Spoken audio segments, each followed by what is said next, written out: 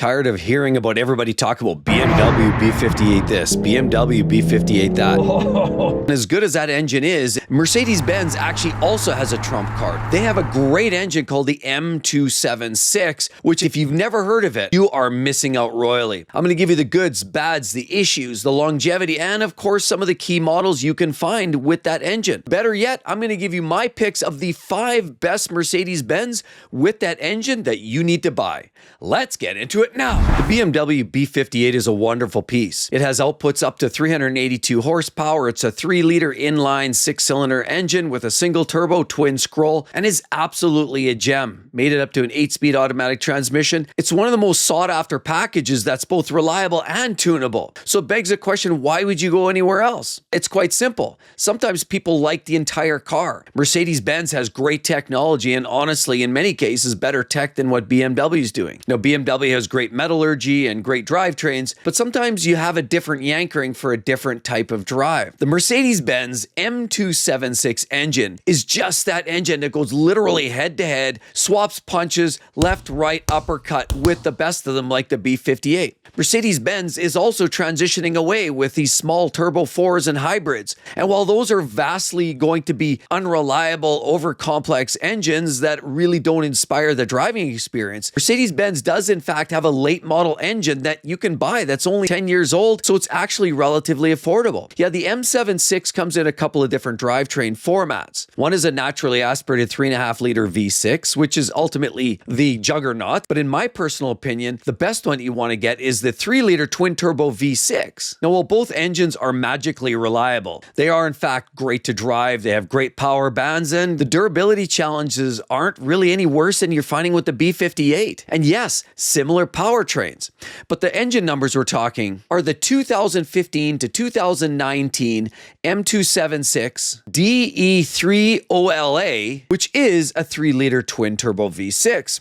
Compare that to the 2014 to 2017 Mercedes-Benz M276 called the DE35 is in fact a naturally aspirated 3.5-liter V6, and so there's no turbos or wastegates, and it's a simpler engine that is truly one of the most reliable drivetrains in the luxury car segment, bar none. The M276DE is the naturally aspirated that produces 302 horsepower, 273 pound-feet of torque, 23 to about 27 miles per gallon of fuel economy, and with a little bit of maintenance is known to last well in excess of 200,000 miles. Compare that to the M276 DE3OLA, which actually makes 329 horsepower up to 362 horsepower in top trim. Goes all the way up to 384 pound-feet of torque. It yields about 20 to 26 miles per gallon, so it's not guzzling every last dollar out of your wallet just filling this thing up. And considering they're known to last anywhere from 160 to about 240,000 miles, they're probably the best blend of economy and efficiency and durability all sort of rolled up in one ball. But there is another variant which is far less common, the M276 DE35LA, which is a little bit more rare. You don't see a lot of these around in the vehicles. Those run from 2014 to 2016 and produce 329 horsepower and about 354 pound-feet of twist. They yield 19 to 24 miles per gallon fuel economy, will also last up to 200,000 miles when they're maintained properly. And while they are rare, they're a powerful, strong, torquey engine. However, the downside is they're a little bit more sensitive to maintenance and neglect. So you really want to make sure you're crossing your T's and dotting your I's when you're driving a Mercedes-Benz with one of these engines in it. Now, my personal first favorite is the 2015 to 2018 Mercedes M276 3-liter twin turbo, primarily because that big torque hit. I love those torquey straight 6 and V6 engines that give you that extra punch. See, the NA engines are great drivetrains, but they lack a little bit of performance. And if you think direct injection, you're going to have carbon fouling in these engines, yeah, you'd be right. But the same problem existed with the early generation of the B58 in BMW land. And the same problem exists in the 3.5-liter V6 version of the M276. So you can't get away from it. That's just a modern tech. Another reason to get a 15 to 18 model year of the M276 Turbo is because the timing chain updates have already been looked after. It has massive mid-range punch and of course comes equipped with all-wheel drive in most of their popular models. Way less catastrophic failures than the older M278 with the V8 engine, but yet has better drivability than the M272. And on top of it, even for some odd reason, has less electrical problems, including the 48-volt system, than the M256 engine. My second choice is the 2014 to 2017 naturally aspirated 3.5-liter V6 version of the M276,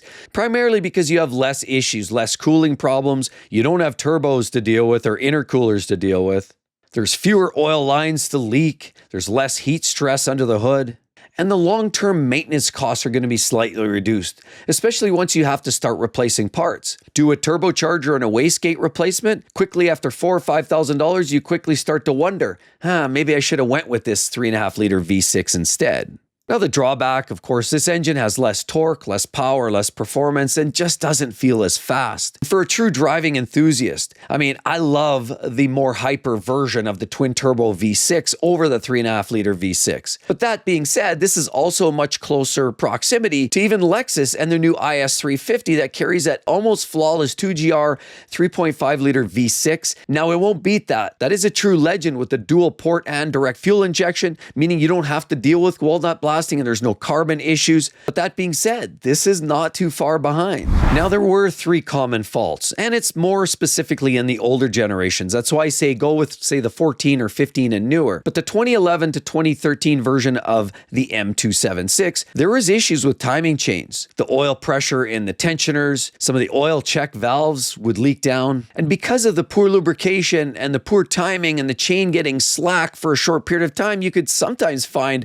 a bit of a cold start rattle, that you hear sometimes on a cold start, or in fact, it could even be a rough idle for a period of time, because if it's sloppy, it doesn't necessarily have the slack tightened up in the engine, and that creates the timing. That's the timing between your valves opening and closing and your pistons and compressing the fuel and air mixture. So ultimately, if your timing's out, the worst case scenario is a catastrophic engine failure. The best case scenario, maybe a check engine light or a vehicle that just runs rough. But that was an issue in some of the early M276s. That's why I say go with the later version of the twin-turbo V6. Now, if you do happen to find yourself a great deal on an early model, fret not. You just want to make sure that you take care of those tensioners, get them done at a reputable shop that can do Mercedes work, $5,000 to $6,000 to get that retrofitted, get a new chain in there, fix up your tensioners, and now you're good for hundreds of thousands of miles. That was just the weak point in that early generation. Now, the second common issue you're going to find with the M276, it affects all of them. And I've seen this problem happen. Actually, a good friend of mine is a mechanic, was tearing into one of these as a result of somebody who did not do the walnut blasting and had almost 200,000 miles and the car was coked up, and he was wondering why it wasn't running very well. It's because it was full of carbon. It was starting to hesitate, misfire, power gets down there, and it starts choking itself from the inside out, because that direct fuel injection ends up putting too much carbon and fuel to the backs of the intake valves. Next thing you know, the intake and the intake valves, everything gets carboned up. It just doesn't operate, doesn't flow properly, and it starts to run like crap. That's why every 60 to 100,000 miles is that range where you're going to start seeing some big issues. That's why it's recommended every 60,000 miles or even as quick as 50,000 miles, take it into a shop. They do a treatment, they do a walnut blast or another form of cleansing on the intake, and then you're good for many, many miles again. But it's something that has to be incorporated as part of the maintenance. I've seen it done, and carbon is a real problem with a lot of modern engines. Just look around, anything now that's direct injected almost always has these types of issues. BMW's had these issues. Now they've converted their later model of B58s, finally have a dual port and direct fuel injection system, copying the DS system like Toyota and Lexus, but this is not an uncommon issue. It's just one of those things you need to be aware of if you're buying one of these M276 Mercedes-Benz engines. The third is turbos and oil leak issues that you can find specifically in the 3-liter twin-turbo V6, as we already know that you don't have that problem on the NA 3.5s. Boost leaks, oil smells if it's leaking through bearings or if it's even leaking through some of the lubrication ports and the lines. You wind up with a little bit of oil leak. Next thing you know, it's on the exhaust manifold. You can get smoke erupting from under the hood. It smells, it stinks. And in most cases, it's not catastrophic, but it is a potential for a fire. Along with that, you could get a reduced power. If you have boost leaks, power's gone. You're blowing all that pressurized air outside to the atmosphere. So if you're not sealed up and tightened up properly, you can lose boost and therefore lose power and efficiency. Other common issues with the turbo model specifically are cooling lines. We've seen that in the B58s, the water pumps, thermostats, cooling lines. Once you're at that 60, 70, 80,000 miles, you're likely going to start replacing parts, water pumps and T-stats. And fortunately, at least in BMW's world, it's finally a mechanical water pump, whereas the older generations were electric and they were more of a pain and a far bigger prone to failure. But these also can blow some of those cooling systems. And the M276 is known for PCV, positive crankcase ventilation issues, which we actually had one. And fortunately for us, in our 4-cylinder C300, they did that under an extended Mercedes-Benz warranty, recognizing that it was a problem, identifying that this was a chronic issue and that Mercedes-Benz was going to pick up the tab. But it is something to understand that it could be a problem. Don't skip those oil services every 7,000 or 8,000 miles, because that will also directly contribute to early demise of the PCVs. And of course, the camshaft magnet seals are yet one more issue to think about. I mean, everything else is just wear and tear, tires, brakes, suspension. That's something any car will sustain. And this is no different. Nobody walks on water, and a Mercedes with an M276 doesn't either. Neither does the B58 for BMW. But just be aware that those are some of the common areas. As you've noticed, nothing major catastrophic, and all are relatively easy to diagnose and repair. Now, I promised you, yes, I know, I've driven all of these. I've experienced all these cars. I'm going to give you 5. That's right, 5 of the best Mercedes-Benz with the M276 engines. The first one on the list for maximum reliability is a Mercedes-Benz with the M276 in the 2014 to 2016 E350. As you can tell, I've already mentioned that 3.5-liter V6 generally is going to mean less turbos, less wear, less tear, lower costs in servicing, and less component failures. So that's going to be one of the best if you're looking for outright maintenance reliability. Number 2 is the 2013 to 2015 ML350. We've had an ML, we had an ML500 way back many moons ago, and we loved that vehicle. The engine was great, the transmission was solid, the transfer case was good. The only parts that were failing on it was it kind of extended to rust, and we lived in a rust belt here, so it's not really a shocker. And then some of the plastics start to fail, like the ashtrays and the cup holders start to crumble and break. We had a window regulator go and a crankshaft sensor. But that was pretty much the extent of our failures. Overall, the drivetrain was solid as a beast. But we're talking about the ML350 here, which again, as I've said, is the earlier generation of the M276 without turbos, and it's going to be an ultra reliability king. So number 3 is going to be the best blend of reliability and performance. I love these cars. But of course, they're going to be a little bit more costly because they're going to have turbocharged engines, and we're dealing with the 2014 to 2016 E400. And the E400 has 329 horsepower and 350 or 360 pound-feet of torque. It's an absolute train, rocket ship on rails, and yet the E-Class platform means it's going to be one of the most luxurious, best sweet spot for the brand. I've always said the E-Class is the nice entry point to get the best basis of reliability as well as the true luxury feel that you're going to get from a Mercedes-Benz in the 3-pointed star. This is truly one of their most authentic, best driving experiences if you like that edginess, that little bit of performance, but you also appreciate reliability. The fourth is specifically the 2016 C-Class 450.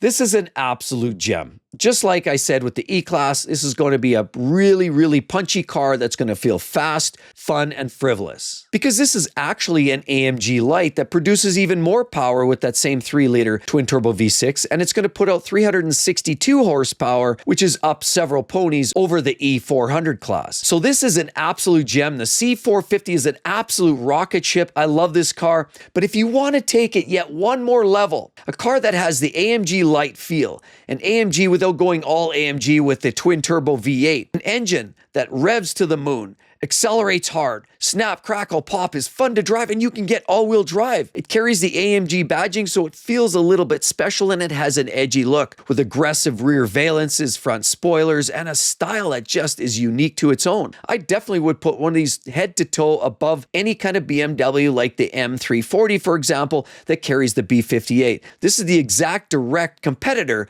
to BMW's hotspot. And this one here is the Mercedes-Benz C43 AMG, also with the the twin-turbo 3-liter V6. Reliable M276 engine means it's going to go fast, fun, punchy, and honestly, as reliable as you could ask in a fun, luxury, sporty car. These also punch out the same power as the 450 with 362 horsepower.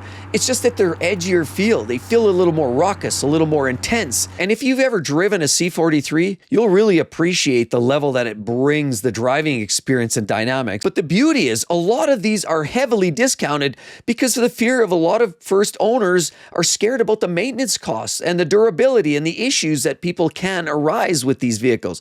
A lot of people get scared. 3 years, 4 years goes away, the warranty's gone. They want nothing to do with it. They send it back, they turn it in, and a lot of these cars wind up on the secondary market. Well, guess what? Their loss, our gain. Right there, you know what? Why are used Mercedes-Benz so cheap? I'm going to explain the whole story. Why are used BMWs so cheap? I'm going to explain that one too. Hope to see each and every one of you real soon, everybody. You'll have a lovely day. Talk to you then. Bye-bye.